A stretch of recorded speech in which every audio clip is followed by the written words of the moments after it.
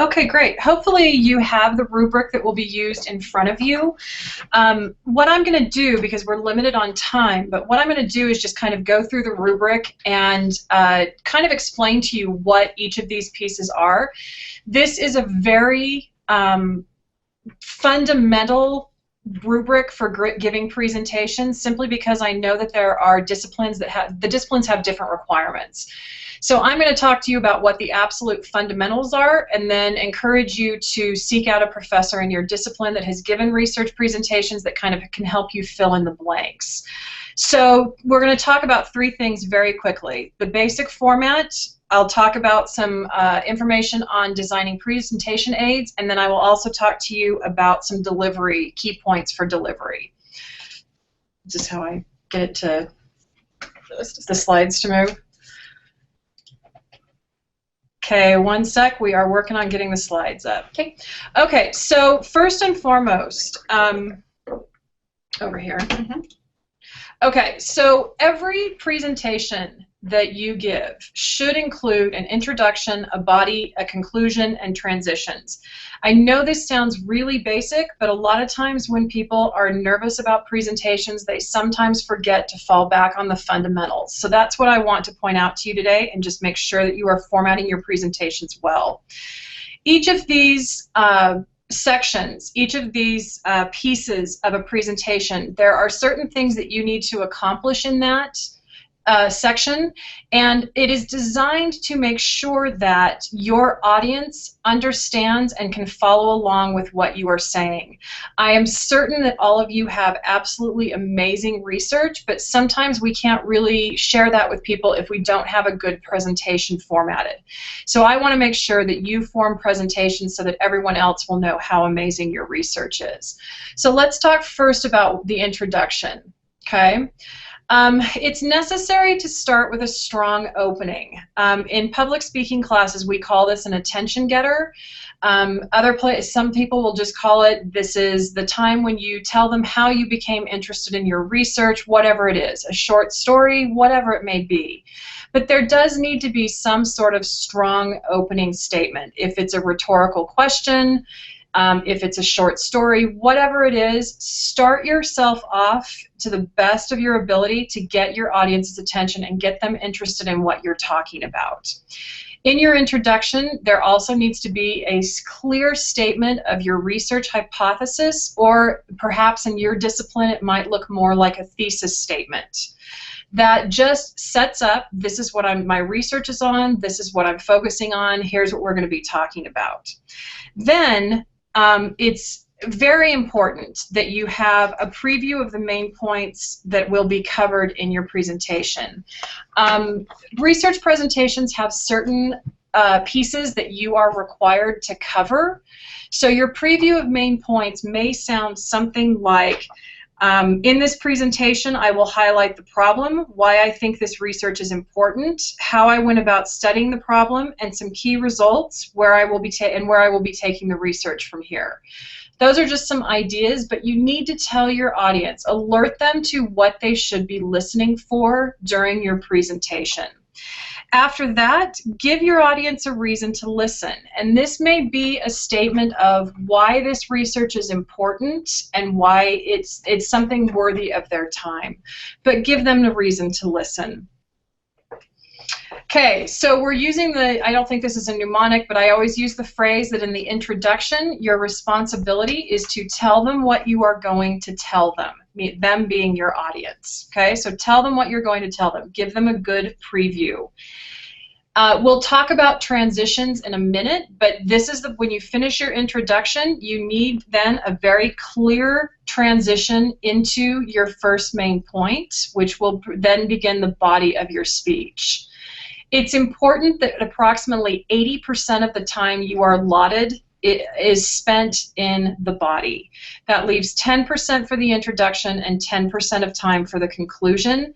This is where everything should go. All of your research, all of your literature, spend all of your time here. is a practical statement. It's best if you can keep the main points of your body between 3 to 5. With research presentations where you have to talk about the problem, you have to talk about methodology, you have to talk about all of these things, you may go to 6 main points. But if it's possible, you want to keep that information limited to about 3 to 5 main points, simply because it becomes very difficult for the audience to focus on much more than 5 main things. So make sure that you are organizing this well, that each of your main points is very clear. If you're talking about the problem that was the reason why you pursued this research, then only talk about the problem during that main point. If you're going to talk, when you talk about methodology, only talk about methodology during that main point. And make sure that you have very clear transitions in between each of the main points, so that if your audience does tend to drift a little bit, or if they get distracted by something, they can pick back up on where you are in the presentation.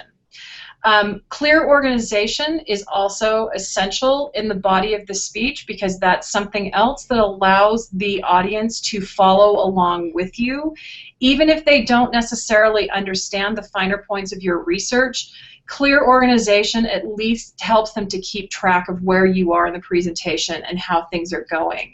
So for a research presentation, the main points will often look like, and again, this is where it will probably be discipline specific for you, so check with a professor in your discipline, but the main points will probably be something to the effect of a statement of the problem, a statement of why this research is important, perhaps the theoretical grounding, what your research goals were, and the methodology. This is also where your research questions should be stated.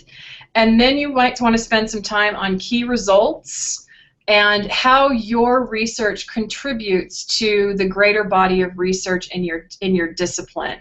Also, you want to talk about what do you plan to do with this research later on, future directions, where the next time, how are you going to study this same topic or use this research in the future.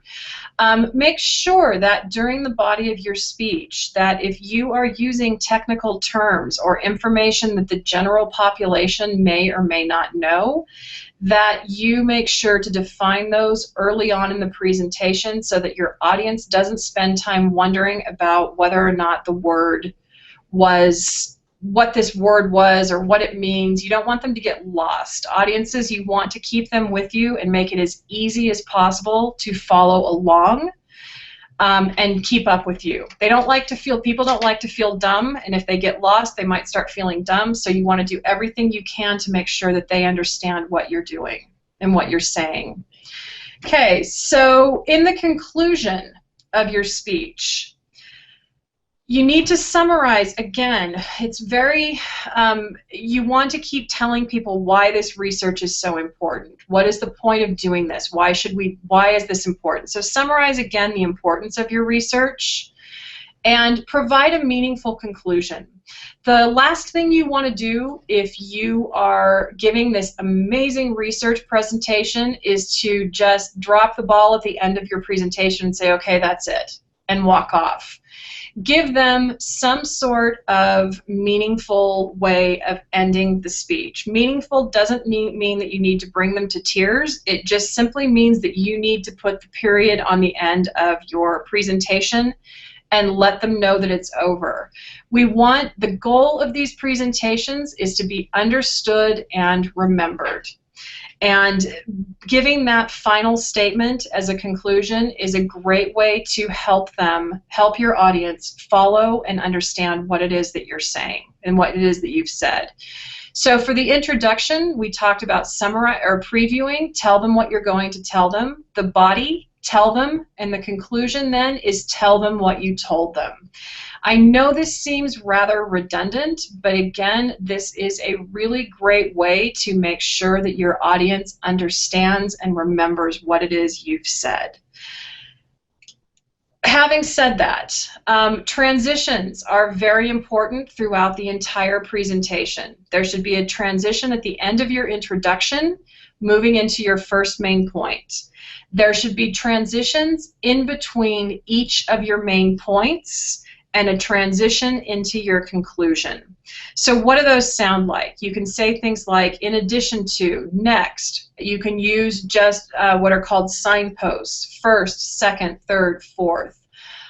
You can say things like moving on.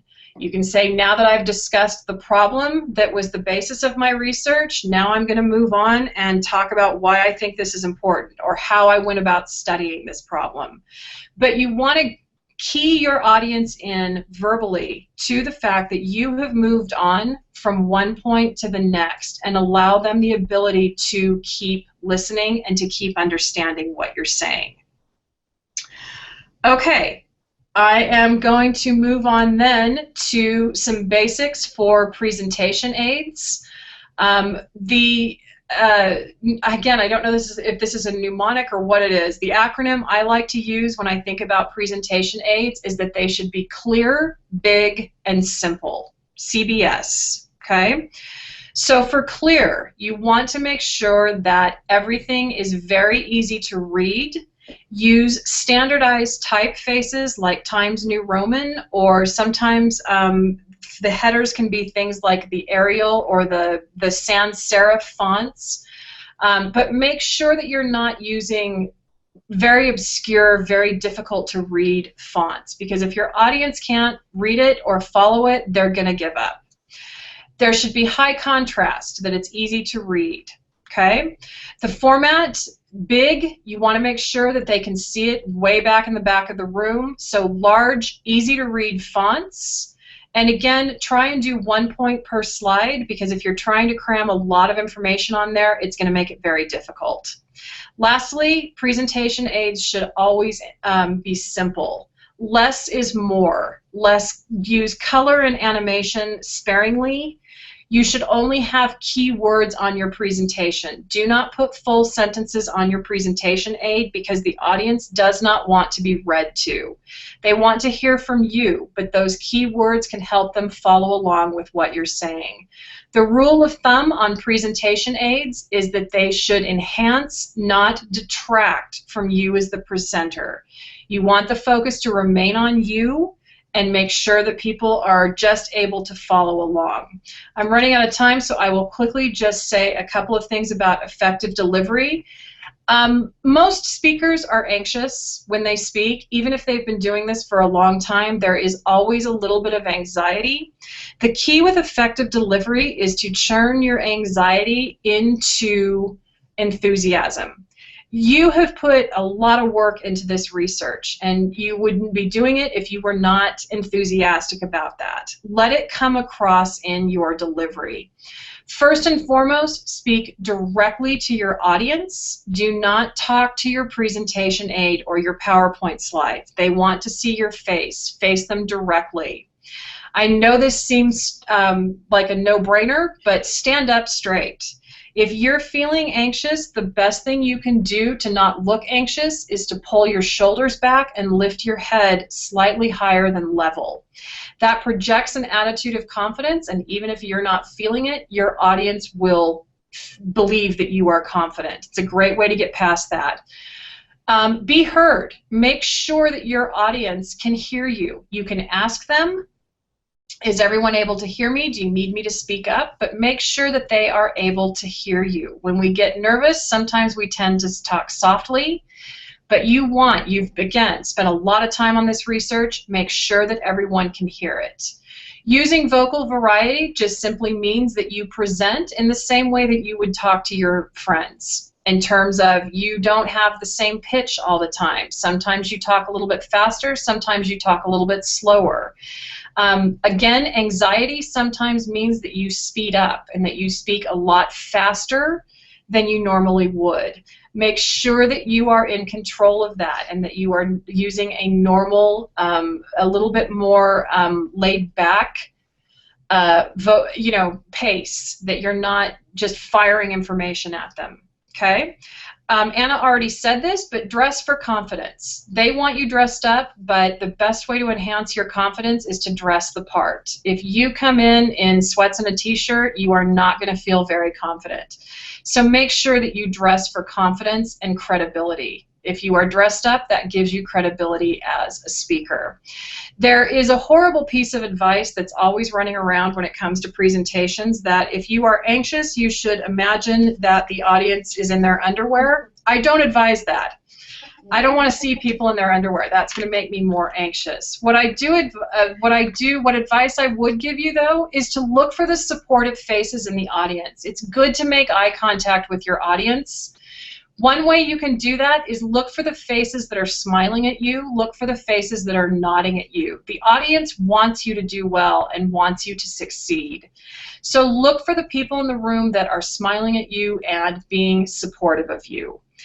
Last but not least, the best way to overcome anxiety, the best way to control the ums and ahs and all of those things that tend to happen to us is to practice, practice, practice, and then practice again.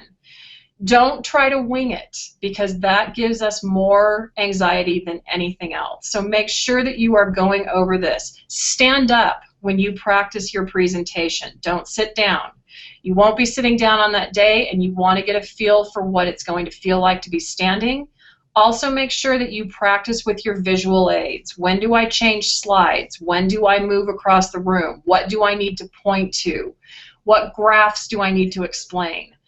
All of those things should be a part of your practice. Okay, I hope this has been helpful to you. I'm going to turn it back over to Anna, and there we go. Thank you. All right, wait for 1 second while you can see me. We'll just be time ends up on this. Okay, so thank you for everyone for tuning in. We had about 80 at our high point. There's still 60 of you with us, so we appreciate you joining us for this orientation. This is the first time we've done this for this event, and we hope that it's been successful. While Robin was speaking, I posted a new page onto the Research Week's website. So if you navigate to your Thursday or Friday events, in the sidebar there should be a page that's called Information for Participants. It looks ugly right now, but what it has on here is most of the tips that we had for the that I gave for how we want to run the event. It's got a little bit on the posters and presentations. It has the categories for the award winners that are already posted, so you know which departments you'll be grouped with. It's got a little bit about the awards. But this is the place that you want to keep coming back to. We'll be updating this as we get more detailed information. This is where, on the website, this is where we're going to post the abstracts. This is where we'll post the schedules, where we will post that. We will have hard copy versions of each of these at the event itself. But anytime you want to be able to check on that before then, beginning late next week, we'll have that available for you. Again, we will send out an email to every one of you, so that you will know who you can respond to with questions from this or anything else that comes up. So we appreciate you tuning in, and we'll see you on April 10th or April 11th.